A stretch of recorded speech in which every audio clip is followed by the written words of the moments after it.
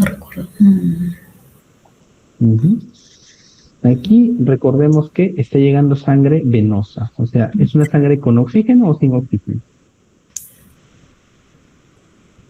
Venoso, sin oxígeno. Sin oxígeno, exacto. Y si está sin oxígeno, ¿hacia dónde tiene que dirigirse para La ahora vena, sí tener normal? ¿Cómo? arteria pulmonar. Arteria pulmonar. Sí, exacto, tiene que ir hacia los pulmones. Entonces, esto va a ser la AP, la arteria pulmonar. Obviamente no se va hacia abajo, sino que se va para acá, ¿no? Para ese lado, para el lado izquierdo. Pero básicamente lo que quiero que se entienda es que de aquí, del ventrículo derecho, pasa la arteria pulmonar. ¿Bien? Ok. Sí. Ahora, llega a los capilares, ¿no? O sea, llega mientras los capilares llega a, ¿cómo se llama? A los pulmones para hacer el intercambio oxigenatorio, ¿no? Intercambio gaseoso. Y luego esa sangre ya oxigenada, ¿hacia dónde va a llegar? A la aurícula izquierda. Exacto, va a haber aquí una llegada hacia la aurícula izquierda. Y de ahí va a bajar como el otro lado, ¿no? Hacia el ventrículo izquierdo. Y del ventrículo izquierdo, ¿qué vaso va a estar naciendo? ¿Coronarios? Es- sí, o sea, van a nacer los coronarios porque, o sea, pero primero van a nacer la aorta. Empezamos con eso. Nace la aorta y de la aorta se desprenden los coronarios. Es decir, a partir de aquí, de este lado, ¿no? De que llegó un tromboembolismo, es posible todavía que vayan aquí, que lleguen a este lado, o sea, que lleguen a esta parte de la circulación. Puede uno del lado derecho llegar al lado izquierdo.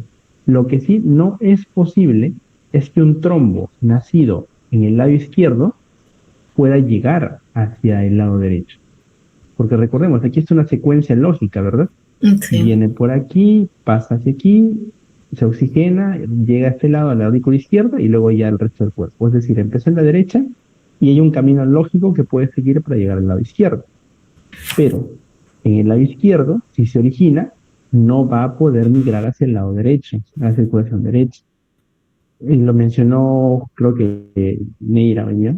Justamente, que cuál es la peor consecuencia que puede pasar aquí, no es irse hacia el otro lado, sino un Claro. trombo en el lado izquierdo va a llegar a ocluir algo y en el peor de los casos, por ejemplo, un ACV. capilar en el cerebro, ajá, un ACV. Entonces, la peor consecuencia del izquierdo puede ser un ACV.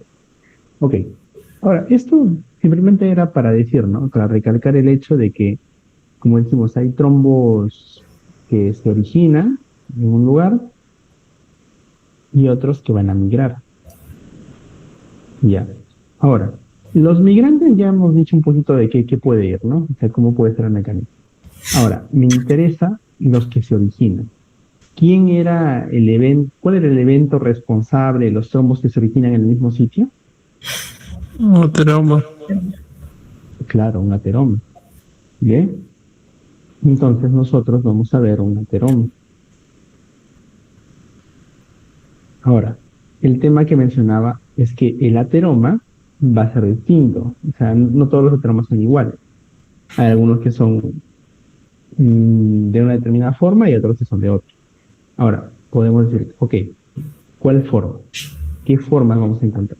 Les había hecho un pequeño esquemita esta vez de esto de aquí, ¿no? Ambos representan la misma luz del vaso, pero va a haber uno que va a estar, sobre todo, con una oclusión de este tipo y otro que va a estar con una oclusión más marcada. Y dentro de este vamos a tener, ¿no? Un centro con un material lipídico, ¿ok? Entonces, esto de aquí tenemos nosotros que esto es un ateroma de la placa ateromatosa, si es estable o es inestable, ¿vale? Ya. Entonces, esto de aquí genera dos tipos de eventos y quiero que lo entendamos un poquito en base a las consecuencias. Un evento va a ser conocido como la ruptura y el otro evento va a ser conocido como la erosión.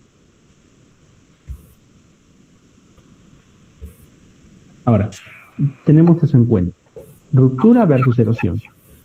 ¿Cuál de estos dos términos le suena a ustedes como un evento que sea súbito?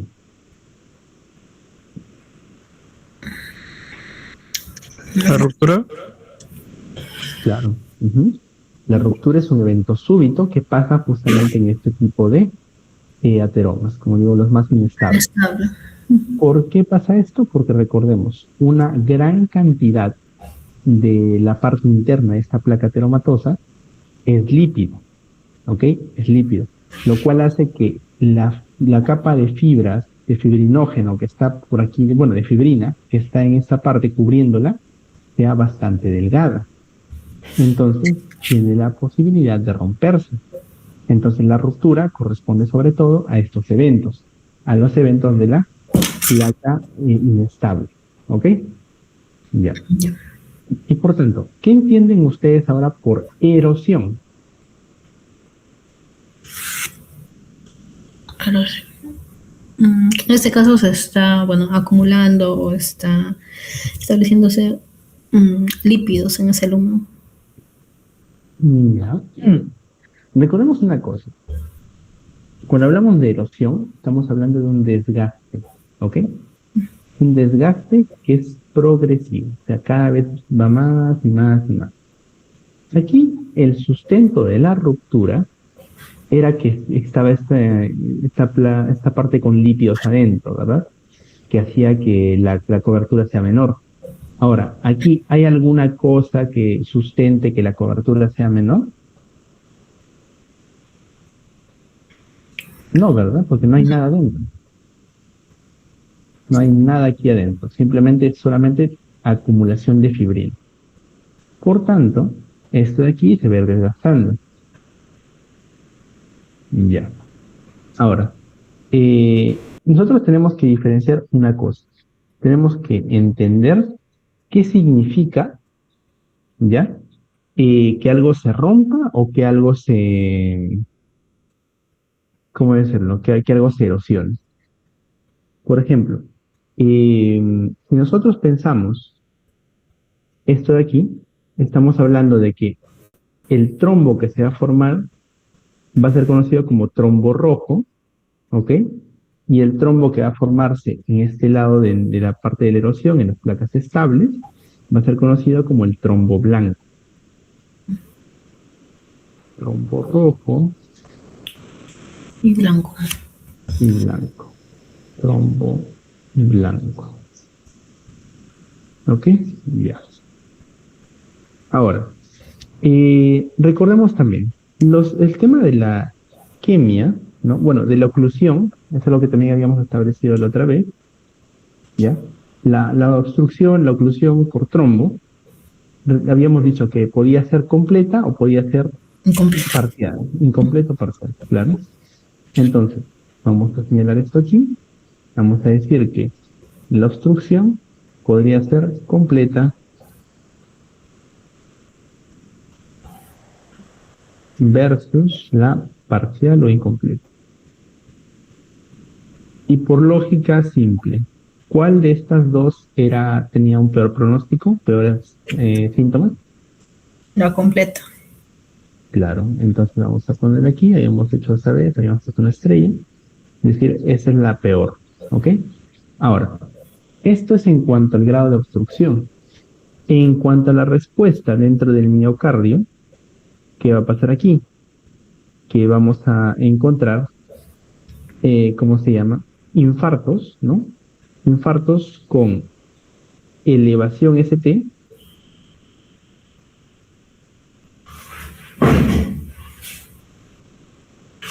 elevación ST, y vamos a encontrar sin elevación ST.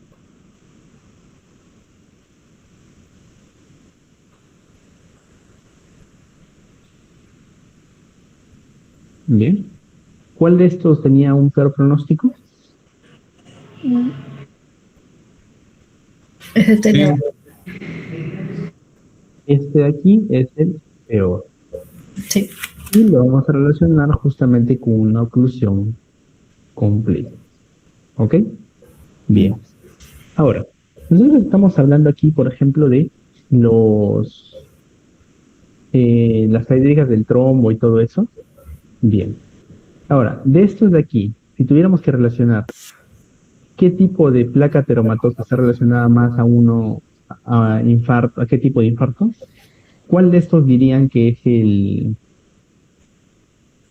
responsable de, de un infarto con elevación ST? El estable. Sería ¿La ruptura? la ruptura, que es para el trombo rojo, ¿no? Con una placa inestable. ¿Ya? Entonces la ruptura suele dar generalmente con eh, elevación del ST. Ya. Ahora, esto de aquí no es que se forme de la nada, no es que nosotros decimos, ¿sabes qué? Es mala suerte, si te formó el trombo por el ateroma y ya está. Hay factores de riesgo, ¿ok? Entonces, si nosotros nos ponemos a pensar, factores de riesgo para formar un trombo, para la placa ateromatosa, ¿cuáles se les ocurren ahora mismo? Hipertensión. Claro, la Diabetes. HTA, Diabetes. diabetes, Hiperemia, ¿no? exacto. Elevados. Tabaquismo. Ujú, claro, entonces, diabetes mellitus, dislipidemia, De ahí viene lo que es este sedentarismo, ¿no? Obesidad. claro, tabaquismo, sedentarismo, Alcoholismo. ujú, Podrías incluir el y, tema familiar también, genético. ujú, claro, historia familiar, sí. Y un detalle importante también, recordemos, si preguntan, ¿en qué paciente, en qué rango etario está más vinculado esto? ¿Mayores 35? Ajá, sí, mayor de 65 En años. varones, ¿no? ¿Ok? ¿En mujeres también? Sí. Tendría que revisarlo, pero juraría que esto es un dato general. Ya. Ferrara dijo mayormente varones, ¿no? Oye, Ujú. Y ahora, este dato de la hipertensión arterial habíamos dicho que también podía ser relacionado al tratamiento de alguna otra cosa. Un paciente que consume qué tipo de medicamentos está más predispuesto a Inés. a AINES, exacto. AINES. Bien, ok. Y otro dato que dio, por ejemplo, hoy día en el caso de Fernández, ¿no? No está relacionado directamente con la aparición de hipertensión, pero sí con un estado de procoagulación. ¿Qué familia de medicamentos estaba hablando Fernández hoy día? Yo no estuve. Bien, el caso de hoy día, no sé si lo recuerdan, pero era una persona, una señora de 38 años que consumía Ah, ya. anticonceptivos orales. Anticonceptivos, sí, sí, porque Ya antes. los anticonceptivos. Me olvidé el caso. Ajá. Entonces tendríamos anticonceptivos, sobre todo los vía orales, ¿ok? De vía orales. No importa la dosis, ¿no? No, no es muy relevante. Eh, Entonces ya, tenemos esta parte previa ya entendida, ¿verdad? Sí. Ok.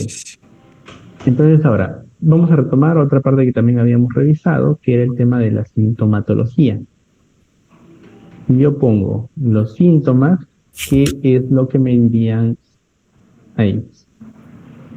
¿Qué es lo que más destaca? angina, ¿no? Claro, sí. Un dolor torácico, Retrastarlo. retroesternal. Vamos a hacerlo como normalmente debería hacerse algo como esto, está bien sistematizado. Y vamos a aplicar este método. Vamos a ver dónde está esto. Ya, vamos a decir Alicia. ¿Qué era Alicia? Aparición, Mm, actualización, inicio. Bueno, no era ¿Ya? inicio, era Radiación. Y radiación y radiación radiación. también, radiación. Radiación, Ujú, Característica. características. electro, Intensidad, ¿no? Intensidad, Ya te lo antes. alivio, agravante. Ujú. Ok. Entonces, el dolor torácico por esto es, ¿de qué tipo de aparición? ¿Es súbita o es progresiva? Súbita. Súbito. Muy bien. ¿Dónde se localiza? Brazo izquierdo, puede ser brazo izquierdo, que sí raya, ¿no? Ah, Ah, o sea, claro. En general el evento es retroesternal ya, harto esternal. y se irradia ¿dónde? Pues la siguiente característica. No, brazo izquierdo, mandíbula, Víbula, cuello. hombro. Ujú. Maxila, hombro. Bien, ok, perfecto. Mandíbula, hombro, cuello, incluso podrías decir. Pero Ujú. ahora, el dato relevante era este, ¿se acuerdan? En un diferencial para pericarditis. Ya que ¿sí te es en la escápula? No, era en el trapecio. Cerca de la escápula, Trapecio, trapecio, trapecio, muy bien. trapecio, trapecio. Entonces, trapecio está relacionado a pericarditis, ¿ok? Ya. Ahora, si tuviera que describirlo, este paciente, este tipo de dolor, ¿cómo lo describe? Opresivo. Ya, muy bien, es un dolor opresivo. ¿De qué tanta intensidad? Pero bueno, Y eso. son 10. Sí, le suelen poner 10 de 10, claro, ¿no? Ya. Entonces, ¿es opresivo? 10 de 10. Ahora, una persona te puede decir, doctor, estoy en emergencia, te dice, viene y te dice, doctor, me duele mucho, mucho en esta zona del tórax. No te especifica, pero uno ya dice, ¿no? Ya pienso en el retroesternal, que me está doliendo demasiado, que en este caso te está diciendo, ¿no? El dolor es 10 de 10 y una persona dice inmediatamente, ah, ya, se está infartando, se puede estar infartando. Pero le preguntas el tipo de dolor y dices, ¿cómo lo siente el dolor? Y dice, no, es demasiado intenso. Siento que me está atravesando una lanza. Ah, como una lanza. Ya, Eh, disección aórtica en ese caso. claro, eso es un diferencial bastante importante, porque tú puedes pensar, ¿no? Así es, lancinante, que es lo que me atraviesa atrás para adelante, piensa sobre todo en una disección aórtica, ¿ya? Porque aquí es un tema muy importante. El paciente aquí, no sé si ustedes han llegado a estar en la zona de emergencia de acá, en cualquier zona de emergencia, el paciente viene con dolor y a veces es como que tú lo quieres interrogar y no se va a dejar, o sea, te va a decir, me duele, me duele, me duele, me duele.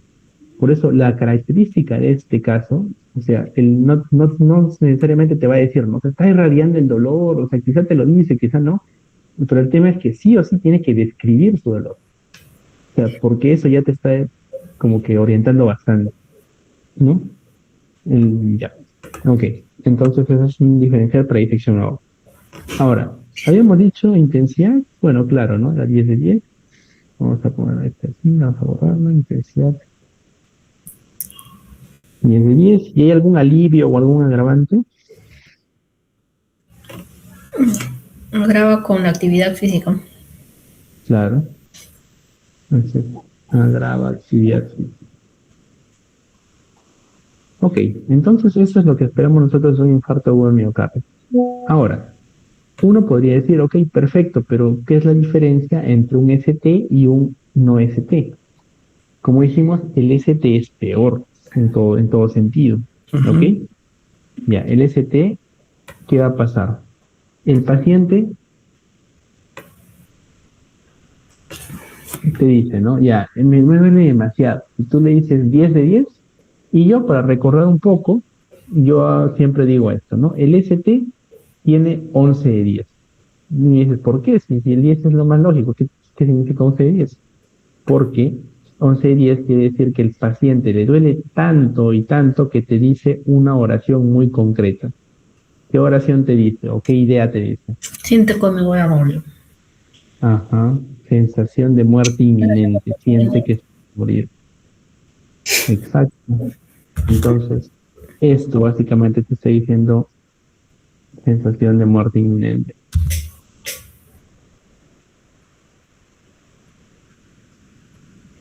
Por eso también, como mencioné, es importante el tema de diferenciales del tipo de dolor, o sea, al menos que te diga la característica, porque el dolor de la disección aórtica también tiene sensación de muerte inminente. O sea, el dolor es, sí, es horrible, y la persona te dice, me voy a morir, me voy a morir, pero aquí la diferencia está, como digo, en el tipo de dolor, ¿ok?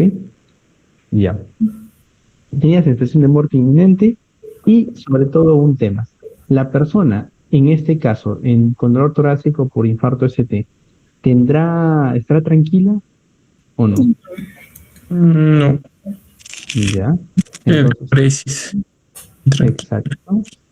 Vamos a estar aquí. Vamos a buscar aquí. Diaforesis en tranquilidad.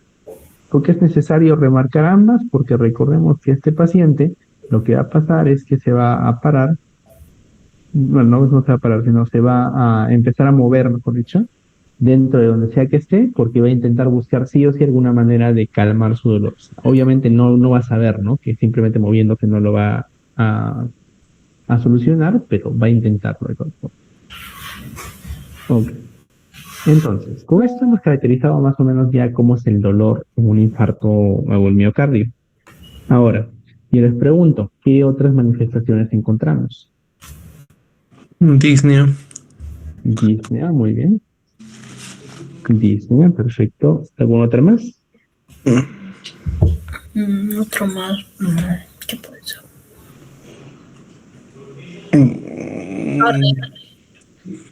¿Cómo dijiste? Taquicardia. No. Taquicardia. Ok, podrías.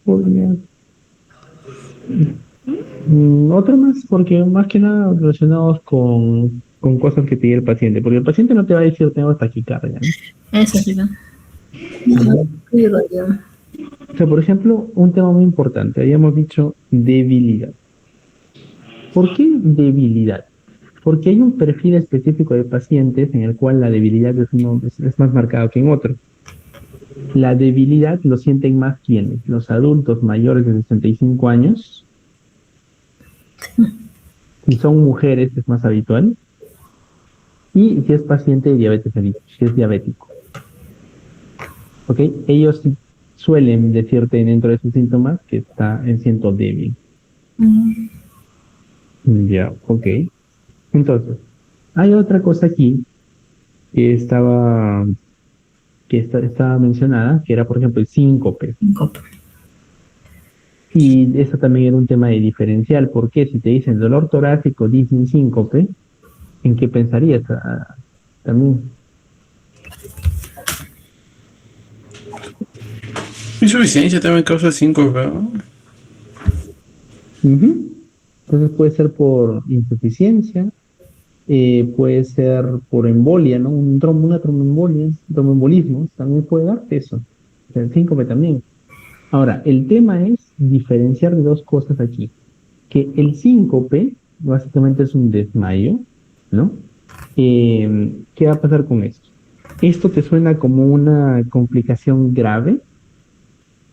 Sí. Podría ser, ¿verdad? Porque recordemos una cosa. Cuando hablamos nosotros de insuficiencias, o bueno, en este caso de valvulopatías, ¿no? Hay una cosa muy llamativa con la estenosis, por ejemplo, ¿cómo decirlo? Si no me equivoco, con estenosis aórtica. ¿Por qué? Porque había un problema con estenosis aórtica. Por estenosis aórtica te daba también, o sea, manifestación de síncope. Pero, ¿qué pasaba con esto? O sea, ¿por qué te daba esto? Les voy adelantando, la estenosis aórtica, el síncope lo daba porque hay un problema con el flujo que va a salir de sangre. Es decir, no va a salir suficiente sangre a través de la aorta. Y recordemos, la aorta, ¿a quién irriga? A todo el sistema. Sí, a todos, ¿no? Ujú. Va a irrigar a todo. Pero ¿a qué órgano va a priorizar? Ahí en cerebro. Al cerebro. Y entonces, que te dé algo que afecte a tu conciencia, a tu nivel de lucidez, ¿no? De estado de alerta, quiere decir que hay un problema. O sea, quiere decir que ya no está llegando adecuadamente oxígeno al cerebro o está empezando a sentir eso. Entonces, el síncope, como decimos, es un marcador de ya algo más grave. Y entre nosotros que tenemos dos tipos de infarto, ¿cuál es el más grave? ST elevado. ST elevado. Entonces el síncope lo vamos a encontrar en el ST elevado. Y si yo te digo que el paciente viene con un estado confusional, ¿pensarías también en el ST elevado o en el otro? No elevado. No, bueno, de hecho está en elevado, digamos, porque recordemos, para que tu contenido de la conciencia se altere, o sea, quiere decir que ya hay algún problema a este nivel, en este caso oxigenatorio. Así que va a estar aquí, en ambos casos, el síncope o la confusión son un poco más indicativos de ST elevado, ¿ok? Ya. Sí. Ok. Entonces, ¿hasta ahí se entiende más o menos? Sí, todo claro. Está bien. Ya. Ahora, quiero que tengamos en cuenta una cosa. Ya hemos establecido que un paciente de este tipo es diaforético, ¿no? Es diaforético, pero en este caso, ¿qué puede pasar, por ejemplo, con la exploración física en la piel? ¿Qué le puede pasar en la piel? A ver, cianótico. Ya, o sea, requeriría un poco más de tiempo, ¿no? Porque esto es un evento agudo. O sea, podrías no encontrarlo cianótico, pero si estamos con este tema, o sea, vamos bien por ese camino de la cianosis, vamos a encontrar primero una palidez, Sí, ¿ok? válido. Vamos a encontrar palidez y, bueno, vamos a poner frente. Es piel fría y pálida, Ya. ¿ok? Esto es algo que se puede encontrar. Bien. Ahora, en su momento habíamos dicho, y el evento principal de todo esto tiene que ver con la oclusión por un trombo, vamos a decir, ¿no? Mi problema, el problema que vamos aquí puede ser por un trombo, ¿ya? ¿Qué va a pasar aquí? Que en este caso, pues, ¿cómo enfrentarías al trombo? Anticoagulantes. Claro, eso es una medida en general a largo plazo, pero imaginemos que tú quieres enfrentar directamente, porque un anticoagulante básicamente va a hacer que ya no se sigan agregando cosas, o sea, porque la coagulación es agregación de plaquetas, ¿no? Un anticoagulante va a detener la expansión de trombos, la formación de más trombos, pero el trombo que ya está presente va a ser atacado por un anticoagulante. La perfusión angiofibrinolysis. Ya, muy bien, entonces, sí, exacto. O sea, teníamos aquí que pasar por un proceso de una trombolisis, ¿no? Es una fibrinolysis, trombolisis. Ya, entonces vamos a ponerlo aquí. Tenemos que darse esto. Una trombolisis. Ok. Aquí tenemos que ver sobre todo un detalle. Nuestro paciente con trombolisis, ya, o sea, que le vamos a hacer la trombolisis, tenemos justamente que llegar a ese lugar del trombo. Y tenemos poco tiempo para hacerlo. Estamos hablando de una ventana de 30 minutos. Y si tú quieres hacer una intervención, ¿no? Gracias a, por ejemplo, utilizar stents, ¿no? Ya. Ahí ya tienes, por ejemplo, una ventana de 2 horas. Sí. Ya, 2 horas a partir del contacto. Entonces, esto básicamente son tus límites. ¿Por qué? Porque, bueno, pues esto es la primera parte, pero recuerda, si nosotros sabemos que está isquemia, hay una isquemia, el paciente es isquémico, ¿qué va a pasar ahí? Que en esta isquemia, eh, cómo la podríamos, cómo podríamos describir al tejido? El tejido obviamente sufre, ¿no? O sea, porque está muriéndose. Entonces, este tejido que está muriéndose, estaría pasando un proceso de necrosis. Sí. Pero todo el tejido isquémico se va a necrosar. No. Aparte contiene oxígeno. Ujú. Hay una parte que todavía va a poder salvarse. Y para salvar a esa parte que todavía tiene chance, ¿qué estrategia se usa?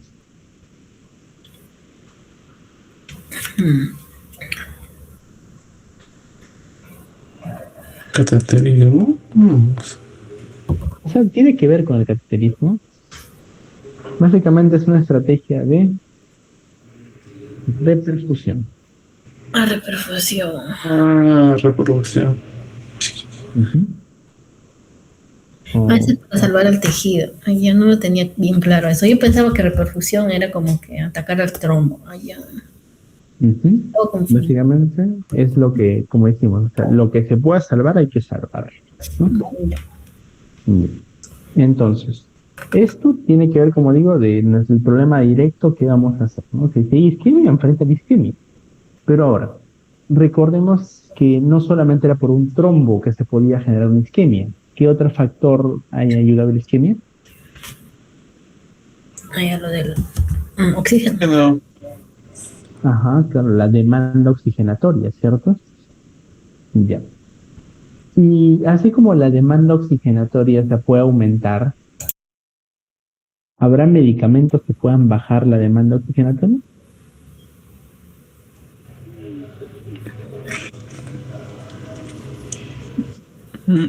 sí, ¿no? Creo que sí.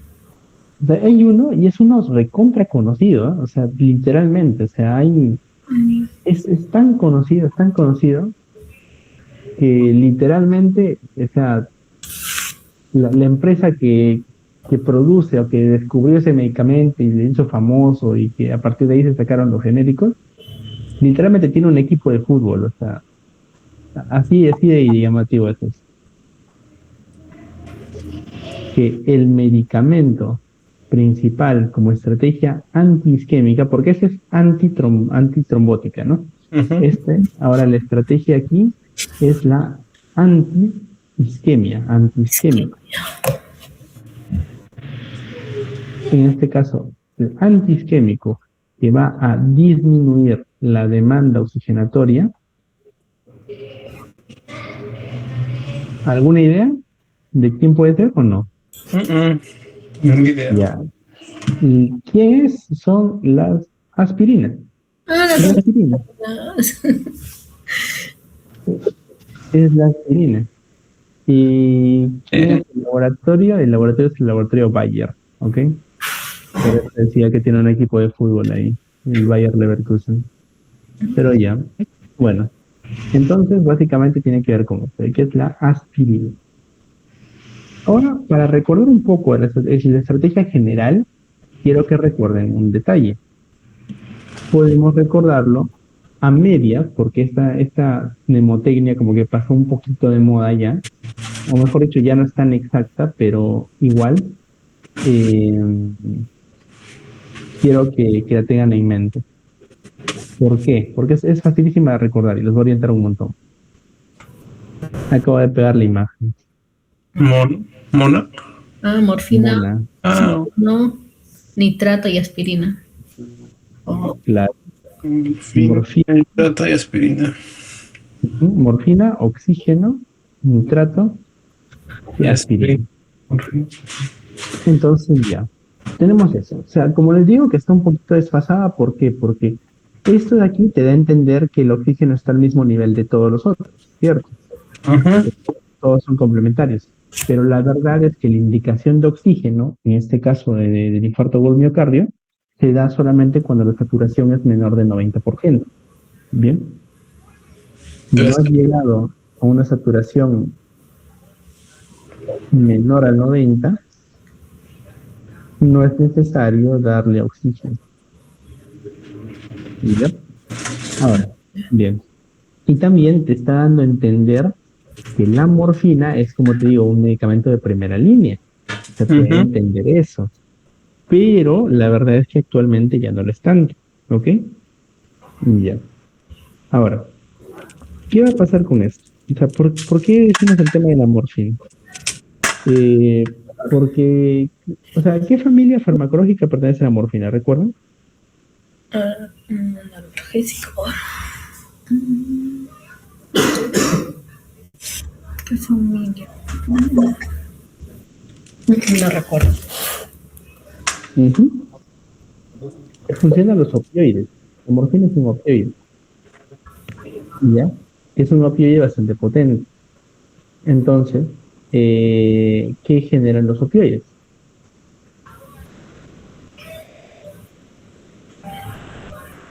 ¿Alguna idea?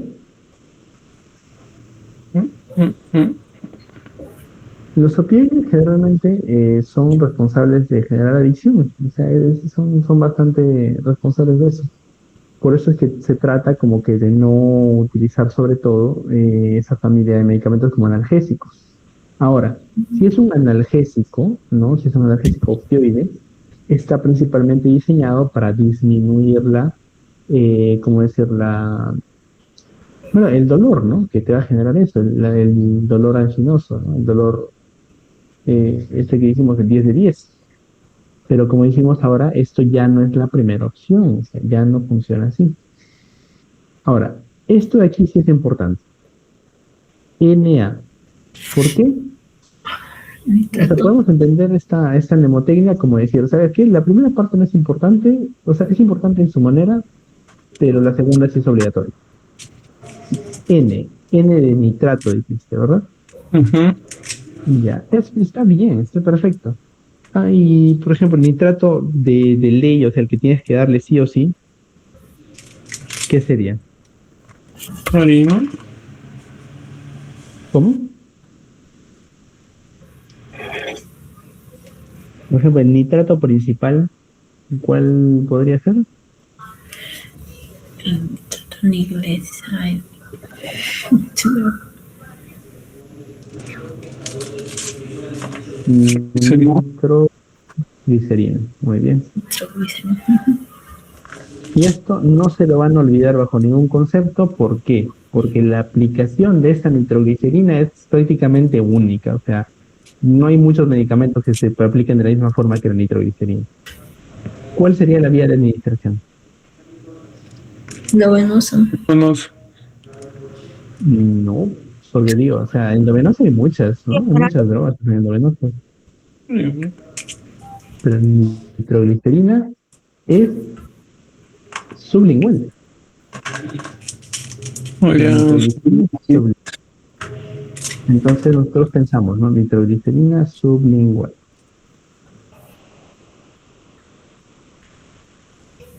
Ok. Ahora, ¿es posible también la nitroglicerina endovenosa o intravenosa? Por supuesto que sí. Ahora vamos a tomar en cuenta eso. Bien. Ahora, yo menciono esto, ¿no? Si decimos, el paciente viene a ti, imaginemos el caso, viene a ti, te dice que el dolor empezó recién hace unos minutos, ha venido lo más rápido que ha podido a emergencias y dice, el dolor me está oprimiendo, te dice, me está haciendo como que alguien se está sentando encima de mi pecho. ¿Ok? Te dice que la intensidad es 10 de 10, te dice que no puede soportar el dolor, te dice que el dolor como que se está manifestando también en su brazo, le preguntas, ¿está tu dolor en el trapecio? O sea, en esta parte del cuello, en la parte de atrás, te dice, no, doctor, no me está doliendo. Me está doliendo en la mandíbula, sobre todo, pero en la parte de atrás del cuello, no. Ok, ya te estás orientando, sobre todo a un infarto por miocardio. Ahora, ¿qué sería la primera medida que vas a darle? O sea, tu primera respuesta. O sea, tu primera orden como recipiente de Word. ¿Qué le dices? Café. Un EKG, por supuesto. Porque, ¿qué es lo que esperas encontrar con un EKG? Bueno, no hallazgo, sino qué quieres lograr con el EKG. Confirmar, ¿no? Muy bien, tienes que confirmar. Entonces, tienes el EKG, porque tienes que también ver, ¿no? O sea, tú puedes sospechar que es, mira, si el paciente te ha dicho que le duele 10 de 10 y no te ha dicho nada más, ¿en qué pensarías? ¿En elevación FT o sin elevación FT? Sí. Claro, si no te he dicho nada más, probablemente solamente pienses en un sin elevación. Ujú. porque no te está diciendo que se está muriendo o algo de ese estilo. No está específicamente diaforético, quizás. Entonces, pues ya podrías decir, ¿no? Ya esto es sin ST, pero no puedes descartarlo hasta que encuentres tu hallazgo en el EKG. ¿Bien? Ok. Segundo paso. ¿Qué pediría?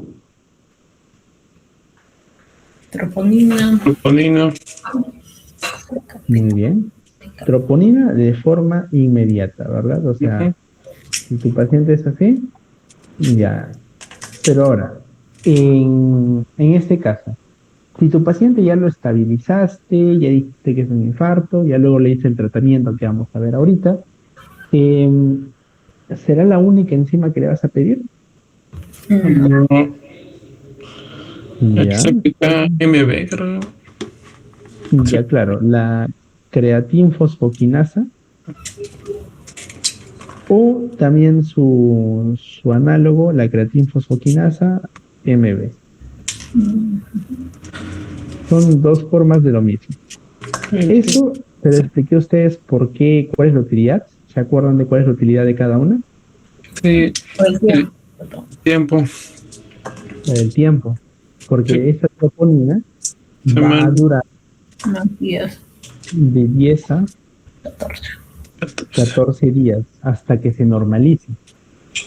El problema es que esto puede enmascarar algunos eventos que pueden ocurrir durante este tiempo. ¿Por qué? Porque esta creatinfosfoquinasa va a normalizarse recién, bueno, más rápido, o sea, a los 7 días.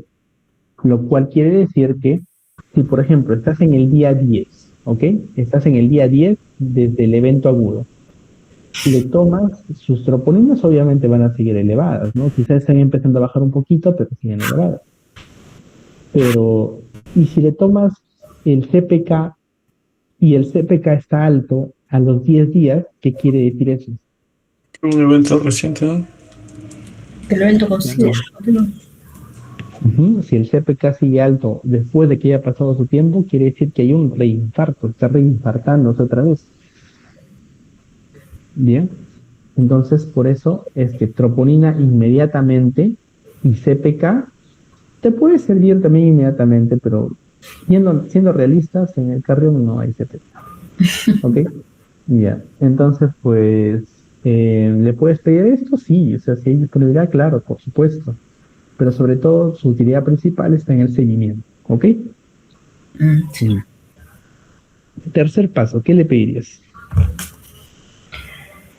¿Qué más? Hemograma. O sea, podría hacerlo en hemograma y, Un ecocardiograma. Ah, también.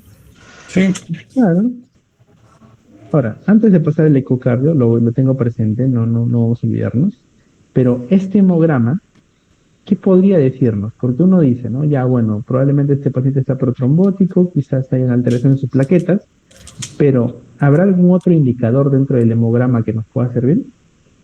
el leucocito, ¿no? Claro, Infección. era si está en una leucocitosis. Isquemia, isquemia. Ujú.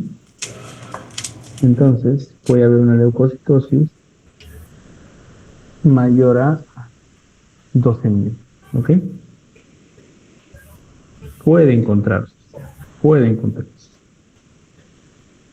Y luego ya vamos a ver estudios específicos, ¿no? O sea, ¿puedes pedir un ecocardio? Sí, puedes hacerlo, ¿no? Quizá por el tema de que, recordemos, ¿no? Existe un detalle. Existe lo que se conoce, por ejemplo, como infarto transmural, que lo único que quiere decir es que tu infarto mira, vamos a hacer un esquema. Vamos a decir, esto es una pared, ¿ya? Imaginemos que esto es de los ventrículos. Ya. ¿Ya? Imaginemos, esta es la parte externa del corazón y esta es la parte interna de las cámaras, ¿no? Obviamente que hay un septo que está partiendo los ventrículos, ¿no? Ya. Lo que quiero que tengamos en cuenta es esto. Hay un grosor, hay un grosor de este músculo, este miocardio. Ahora, Dado este grosor y se infarta, y como estamos hablando de coronaria, es decir, que va por adelante, por arriba, va a empezar por aquí la isquemia y necrosis, ¿cierto? ¿Estamos bien en eso? ¿Entendemos eso? Sí. Ya. Y sigue progresando, la necrosis va a ir comiendo terreno, va a ir agarrando esto, ¿verdad? ¿No? Entonces, esto pues ya va a tener implicaciones un poco más serias, ¿no? Para la conducción eléctrica, porque este miocardio ya no va a estar apto para pasar el impulso eléctrico, ¿ok? Pero como dijimos, va comiendo terreno, ¿no? Hacia adentro. Y ahora, cuando nosotros nos topamos con un infarto en el cual va comiendo tanto que literalmente se agarró toda la pared, esto de aquí sería conocido como el infarto transmural. ¿Bien? Ok. Podrían preguntarme, ok, ¿y esto qué significa? ¿Tiene alguna correlación con lo que hemos visto antes? Y mira, tiene principalmente implicaciones para su pronóstico y todo eso, sí, pero la verdad es que tradicionalmente se asociaba que un infarto transmural, o sea, veamos la lógica. Si uno dice, se ha infartado toda la pared del corazón, uno pensaría que es un caso peor o mejor. ¿Qué le dice la lógica a ustedes? Pero Peor. Peor. Claro, uno pensaría que es peor. ¿Y cuál de los tipos de infarto hemos dicho que es peor? Ese elevado. ST elevado. Entonces la lógica nos diría, ¿verdad? O sea, un transmural tiene que ser un ST elevado.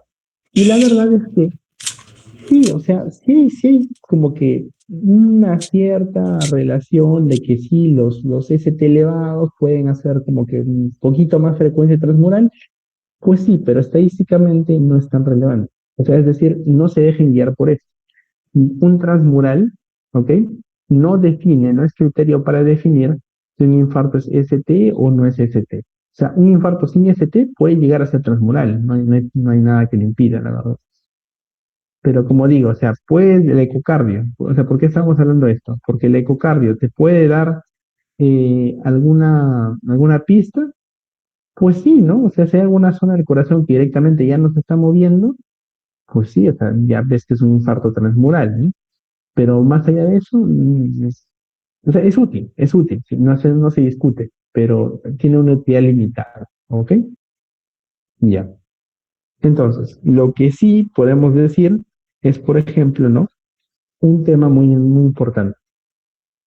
¿Qué vaso tiene que ocluirse para que se dé los infartos agudos de miocardio como estos? Coronaria, ¿no? Ascendente. Coronaria, exacto. Y si hay una coronaria, ¿cómo detectas una obstrucción de una arteria como la coronaria? Mm. Ah, por los síntomas, Con ¿Angioten? una angiografía con tomografía, ¿no? Una angiotem. Le pongo angiografía general, pero está bien que me digan angiotem. Yo soy más general y le pongo eso. Pero ya. Entonces, tenemos en cuenta que esos son pasos importantes, ¿no? Y como digo, o sea, el ecocardio, de todos estos, el ecocardio quizás es el más prescindible, pero como digo, o sea, tiene todavía su utilidad. Es importante relativamente, ¿ok? Y ya. Entonces, tenemos ya la forma en la cual se diagnostica, ya tenemos un plan de trabajo. El paso final para redondear este tema, o más o menos este tema, sería el tratamiento, ¿verdad? Ok. Estamos hablando de que aquí hay tratamiento. Ahora, ¿qué dijimos respecto a esto? ¿El tratamiento involucra oxígeno? No necesariamente. No. No, Claro. Con una saturación menor a 90. O sea, podemos ponerlo aquí, ¿no? O sea, podemos decir, ¿sabes qué? Oxígeno puede ser. Sí, oxígeno puede ser. Luego, ¿qué otra cosa me darían? Nitroglicerina diferente. Porque aquí recordemos, el tratamiento se va a basar en tres pilares. Pilar número uno, oxígeno, si es necesario, ¿no? Vamos a tener, por ejemplo, segundo, los nitratos, como dijeron, nitroglicerina de frente, sí, está bien, perfecto. Nitratos en general. Ujú.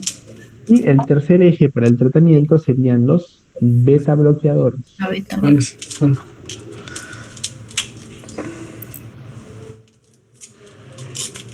Ya. Ahora, tenemos en cuenta eso. Y si nosotros tenemos en cuenta eso, ya, estábamos diciendo, en tema de nitratos, ¿cuál es el principal? ¿Qué sería? Sería Entonces, sublingual, ¿no? Si falla lo sublingual, ¿por dónde te vas? endovenoso. Luminoso. Entro endovenoso, muy bien. Mi segunda opción, nitroglicerina y B. Intravenoso, endovenoso. Ahora, hay un detalle muy importante. ¿Y por qué es importante? Porque tiene que ver con los diferenciales.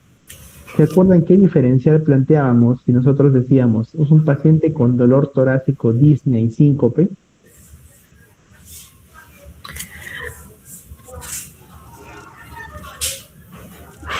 Este, Vamos a poner aquí, ya, dolor torácico, ya. más disnea, más síncope.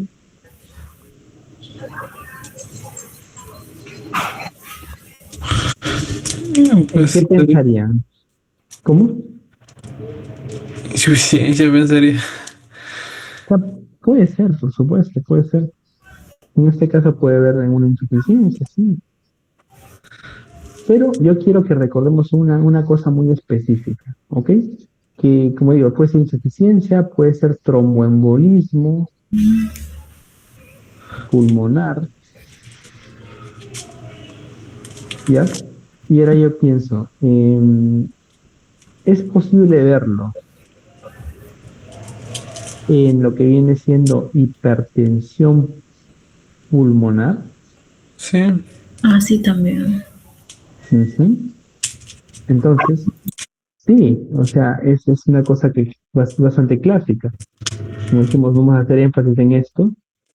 Vamos a decir en hipertensión pulmonar. Pero ¿y por qué le hago énfasis de entre todas las cosas, por qué le hago énfasis a la hipertensión pulmonar? ¿Qué tiene especial la hipertensión pulmonar? Porque. Por ejemplo, una cosa, y yo les digo esto como curiosidad científica, pero ahorita esto tiene relevancia con lo que vamos a decir ahorita. ¿Con qué tratas la hipertensión pulmonar?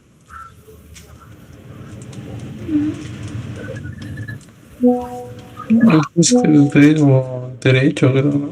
El volumen del corazón que afecta a un lado y también en el... Ay, no me acuerdo bien. Es que el corazón no se afecta solo a un lado, sino en contraposición, algo así. No, o sea, la mayoría de patologías cardíacas que afectan a un lado terminan arrastrando al otro la perdición. Ujú. Es claro eso. Así no, yo me refería a medida farmacológica de la hipertensión pulmonar. ¿La conoce o no? Ah, ah. Pues, ¿era por edema o por hipertensión el tema de cateterismo dado derecho? O sea, se puede cateterismo, pero como digo, en parte farmacológica, Ah, un grupo farmacológico que ayuda bastante aquí pa- son estos. Inhibidores de la como que. fosfodiesterasa 5. ¿Y por qué les decía esto como curiosidad científica? ¿Qué tiene de curioso? ¿Por qué? Porque hay un medicamento que pertenece a esta familia que es ultra conocido, o sea, demasiado conocido. ¿Sabrán de casualidad cuál puede ser? ¿Cómo? Captopril. No, no. No es el captopril. Y como digo, o sea, yo quiero que esto no, o sea, no se lo agarren por memorización, sino como que lo relacionen a algo que les diga, ¿sabes qué? Esto ya lo recuerdo por este tema. Yo voy a decirles, una pista muy, muy concreta. A ver. Y, y perdón, o sea, y si es muy sea, cae dentro de la categoría de los chistes que haría el doctor Herrera. Ese tema no fue. No, que literalmente, o sea, inhibidores de la fosfodiesterasa 5, hay uno que ha salvado demasiados matrimonios. Ay, se me fue el nombre, el de los pasitos azul.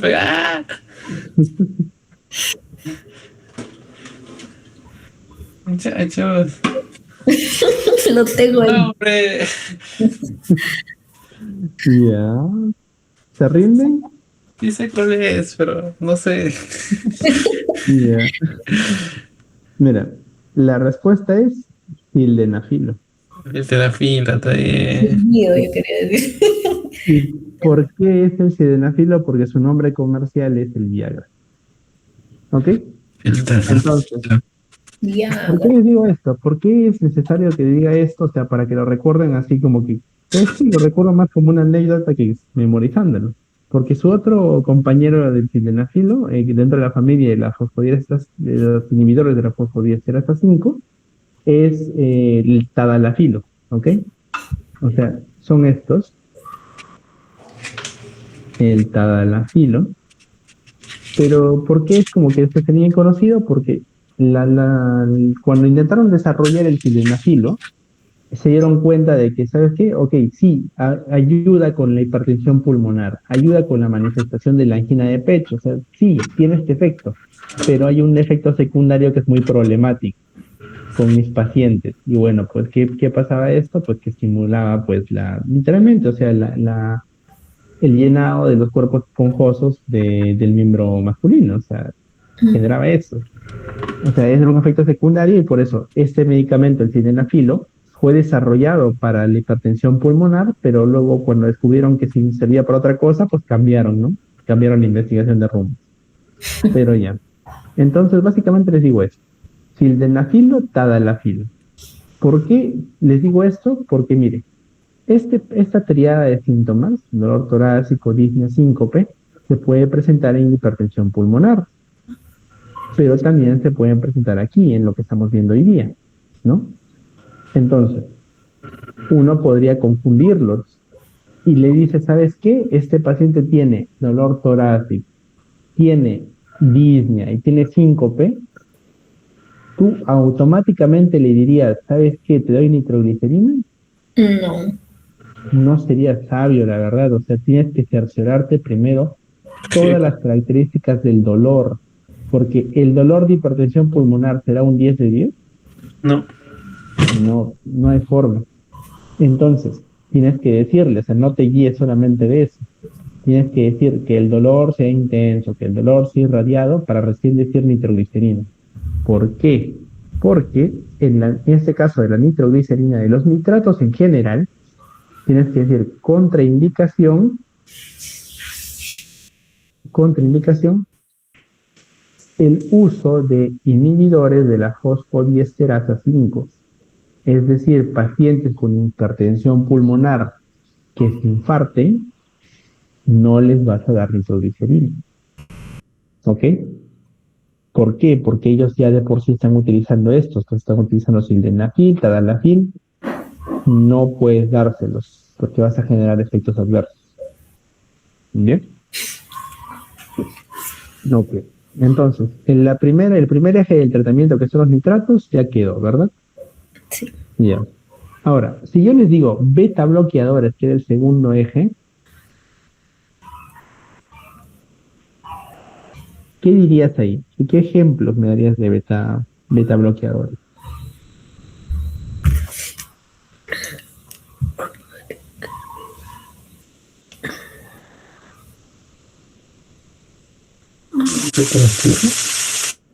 Beta bloqueadores.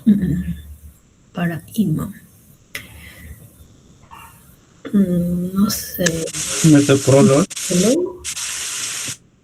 Uno de los LOL, pero no sé cuál LOL. No, espera, perdón. Aquí, detalle mío, perdón, me equivoqué una cosa.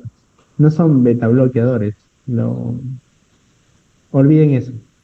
O sea, que sí, tiene que ver un poco con lo que me mencionaron, sí, pero bloqueadores de canales de calcio, ahora sí. Esto cambia un poco, ¿por qué? bloqueadores de calcio. Y ahí estamos hablando, por ejemplo, del Nifedipino, verá. del verapamilo. Puedes pensar en el difedipino, por supuesto. O sea, sí. Pero generalmente lo que piensas es verapamilo o diltiazem. ¿Ya? El difedipino va a ir sobre todo para el control crónico. Ya. ¿Ok? Verapamilo y diltiazem para el episodio agudo concretamente. ¿Ya? Ahora, aquí viene lo que les estaba mencionando. ¿Por qué decíamos que Mona, o sea, la mnemotecnia Mona, no refleja ahorita mismo el estándar actual? Porque estaba diciendo, ¿no? Dentro del eje de tratamiento, decíamos oxigenación, nitratos y bloqueadores de canales de calcio. Aquí vemos opioides, ¿está opioides aquí? No, no aparece opioides. Entonces, la morfina, que es un opioide, no, no debería cuadrar, ¿no? Y uno se pregunta, entonces, si está dentro de la mnemotecnia Mona, ¿dónde se encuentra esto? O sea, la morfina, ¿cuándo se la damos? Un Y analgésico. va a ¿Le daría? estar, va a estar aquí, va a estar en este paso. O sea, tú dale bloqueadores de canales de calcio. Si no funciona, recién puedes pensar en darle morfina. O sea, solamente cuando fallen, ¿ok? Ya. ¿Ya? Y ya, y dijimos la oxigenación era condicional, ¿cierto? Dependiendo de la saturación. Ahora, tratamiento de largo plazo. Si sabemos que este paciente tiene ateromas, formación de ateromas, ¿qué le darías para eso? O sea, ¿qué pensarías para eso?